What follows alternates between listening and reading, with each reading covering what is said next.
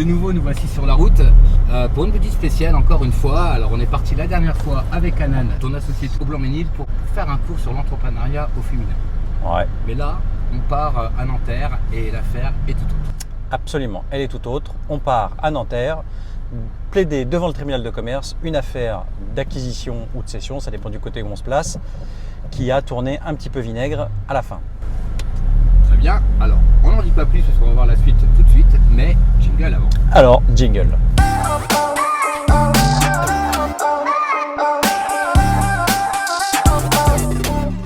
Alors du coup là, est-ce que tu peux vraiment nous présenter l'affaire, le cœur de l'histoire, dans les détails, c'est quoi?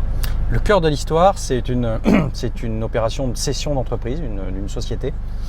Nous conseillons les vendeurs et on fait une première opération de cession avec un premier acquéreur qui est conclu sous différentes conditions que l'acquéreur doit lever pour arriver à l'opération définitive. Il n'y parvient pas et donc on trouve un nouvel acquéreur pour la société et on signe une opération de cession cette fois-ci encore une fois avec le deuxième acquéreur. Et le deuxième acquéreur, lui, réalise toutes les conditions, donc acquiert l'entreprise.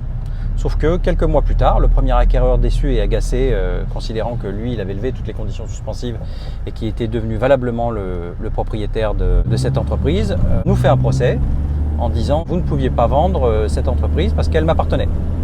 Il assigne devant le tribunal de commerce de Nanterre pour essayer d'obtenir l'exécution forcée de sa vente. Et c'est ça qu'on va dénouer aujourd'hui devant le tribunal de commerce. C'est pas évident ce genre d'affaire, hein. Est-ce que tu peux nous en dire deux mots? Est-ce que le cas est récurrent? Alors, le cas est récurrent dans un cabinet d'avocats au sens où du contentieux, on en fait de manière extrêmement régulière. Sur les acquisitions, évidemment, puisque c'est notre cœur de métier, donc aussi bien en conseil qu'en contentieux. Des cas comme ça de contestation d'acquisition sur une opération qu'on a menée nous-mêmes, on en a assez peu, mais néanmoins, c'est notre boulot d'aider le client à aller au bout de l'opération et à parvenir à réaliser son objectif tel que lui l'avait conçu à l'origine. Alors, effectivement, je rebondis sur ce que tu dis, puisque Anna m'a souvent dit que chez vous, l'ADN quand même, c'était de se comporter comme des chefs d'entreprise, cette idée de s'inscrire dans le processus même de développement d'une boîte. Oui, absolument, c'est un ensemble de valeurs, hein, il n'y en a pas qu'une. Ce qu'on cherche à faire, c'est quand on conseille un chef d'entreprise, c'est de le conseiller et de l'accompagner jusqu'au bout. Autant que faire se peut de la naissance à la fin de son entreprise, que ça soit la fin par le terme ou la fin par une cession. Et là, c'était le cas particulier, c'est la fin par une cession. Et donc, on est impliqué jusqu'au bout, aux côtés du chef d'entreprise, pour l'aider à remplir ses objectifs, quels qu'ils soient. Et au cas particulier, c'était celui de vendre. Motivé. Comment tu te sens juste avant ton intervention? Parce que là, donc, tu vas plaider pour essayer de dépatouiller cette affaire. Ouais. Est-ce que tu as bien préparé le dossier? Dis-nous tout.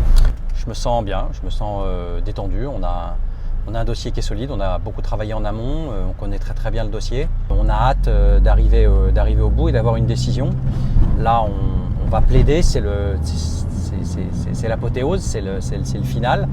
C'est important, mais c'est pas totalement clé dans le dossier, au sens où on a déjà beaucoup échangé par écrit avec le magistrat. Il est très très au fait du dossier. On a bien travaillé, donc là on va donner la dernière couleur de manière orale dans le cadre de la plaidoirie, et on attendra sereinement la décision du magistrat.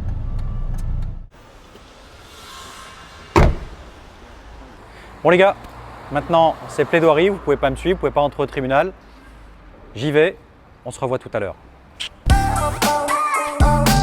Marc, te revoilà donc. Ah, je vois que tu as le sourire. Je crois que ça va le faire. C'est fait. C'était une bonne audience, très intéressante, avec un magistrat très professionnel qui est allé au fond des choses. On y a passé presque une heure, ce qui est assez rare. Donc là, on a eu le temps de développer des arguments et de faire valoir les intérêts et le point de vue de notre cliente. Donc ça, c'était plutôt très très bien. Bon bah, tu vas nous expliquer ça dans la voiture? C'est parti. Allez, on y va. Marc, de nouveau nous voici dans la voiture. Je sais que tu es un fan du sport de combat. Est-ce qu'il y a un lien vraiment entre le fait de monter sur le ring et de livrer un combat et celui qu'on pourrait livrer dans un tribunal? Un lien, non. Je dirais pas qu'il y a un lien. Je dirais qu'on peut faire un parallèle en revanche. Bien sûr, plein de parallèles évidents.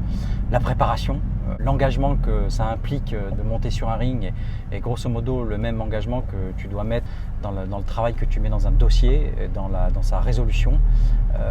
On a cette attente et cette montée en tension en direction de soit une audience, soit une signature, avec une concentration des énergies d'une équipe, parce qu'un boxeur il est jamais tout seul. Donc là tu as tout le travail de l'équipe du cabinet qui se met derrière l'intérêt du client.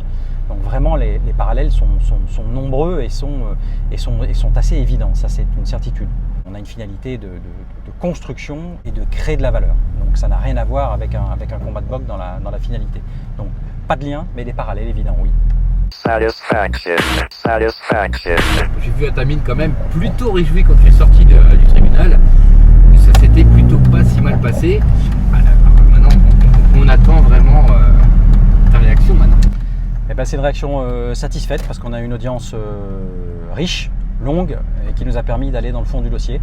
Donc on a pu exposer nos arguments de manière claire et fouillée, approfondie. Donc je suis très content de l'audience. C'est pas si souvent qu'on a une écoute pareille d'un magistrat. Et maintenant, on attend avec impatience le résultat qui nous arrivera le 1er octobre prochain, soit dans 3 mois. Écoute, on peut donc dire rendez-vous dans 3 mois, on reviendra faire une petite vidéo pour voir un peu le résultat final en fait. Ça marche, vendu, on se revoit dans 3 mois.